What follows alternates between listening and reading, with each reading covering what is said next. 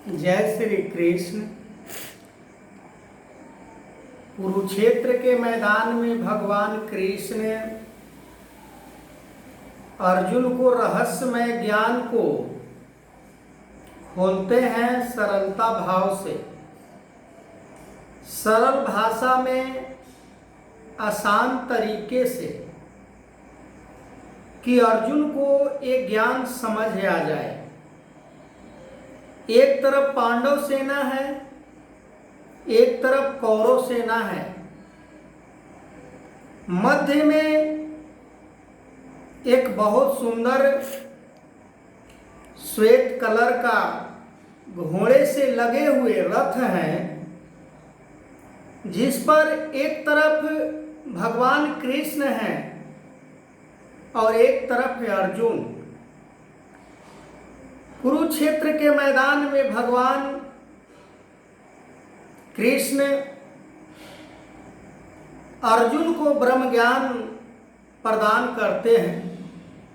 ब्रह्म ज्ञान के सारी बात समझाते हैं अर्जुन को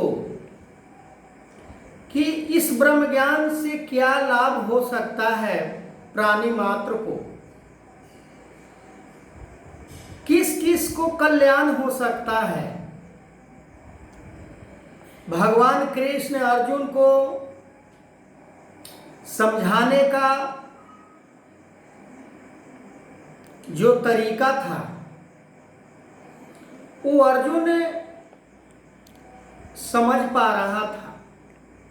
हम सोच सकते हैं कि जहां पर दोनों तरफ युद्ध करने के लिए सेनाएं खड़ी है,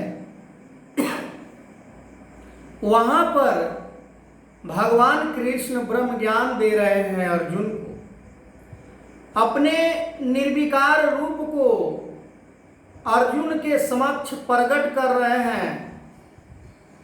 उसी मैदान में अर्जुन भोला भाला शिष्य है भगवान कृष्ण का। ब्रह्म ज्ञान से अर्जुन को मन के अंदर ठंडक, तसल्ली, विश्वास, उमंग, धैर्य, करुणा, दया, प्यार, ये सारे गुण अर्जुन के मन में उमड़ आता है। अर्जुन प्रश्न करता है, आगे क्या केशव? फिर कृष्ण ब्रह्म ज्ञान के रहस्य को बताते हैं कि अर्जुन, जो इस संसार में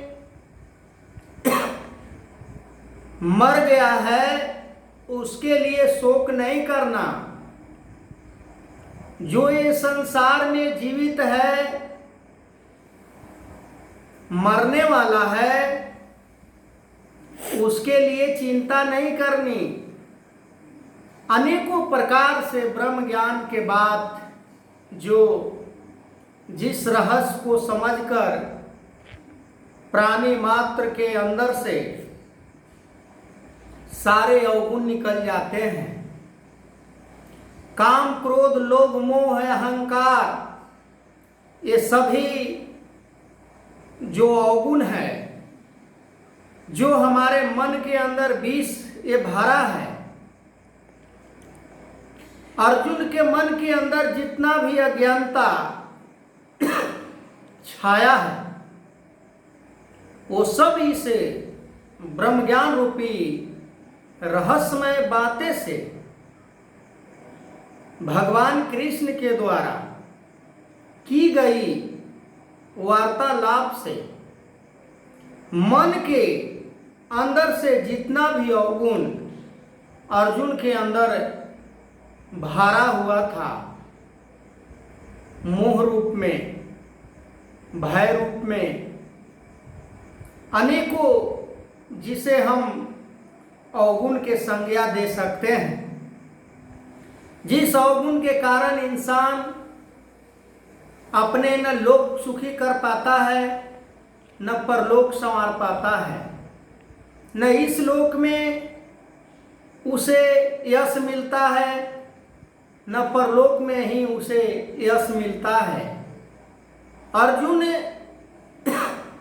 समझदार है, समझने का प्रयास कर रहा है, पर बहुत गंभीर बात तो ये है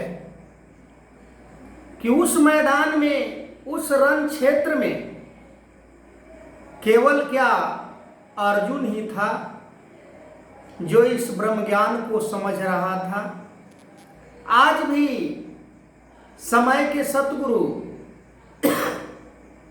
चाहे जिस रूप में भी हों, ब्रह्म ज्ञान देते समय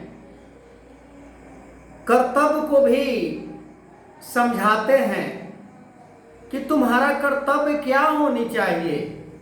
ब्रह्म ज्ञान लेने से पहले, ब्रह्म ज्ञान लेने के बाद जो तुम्हारे मन के अंदर अज्ञानता है वो सभी को दूर करना पड़ेगा। सठ सुधरे सत्संग तिपाई।